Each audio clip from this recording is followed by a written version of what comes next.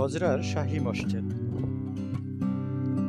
বাংলাদেশের নোয়াখালী জেলার সোনাইমুড়ি উপজেলার বজরা ইউনিয়নে অবস্থিত একটি 18 শতকের মসজিদ।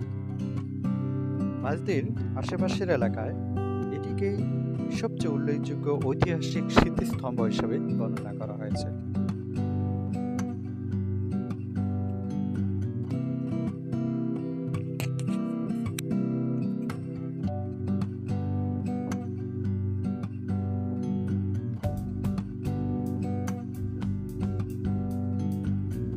মসজিদটি নোয়াখালী থেকে 20 কিলোমিটার উত্তরে বজরা গ্রামে একটি গ্রামীণ পরিবেশে অবস্থিত।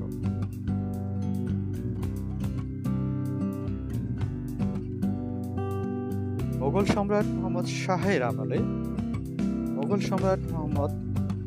শাহের শাসন আমলে 1741 থেকে 1742 সালে জমিদার আমানউল্লাহ মসজিদটি নির্মাণ করেন।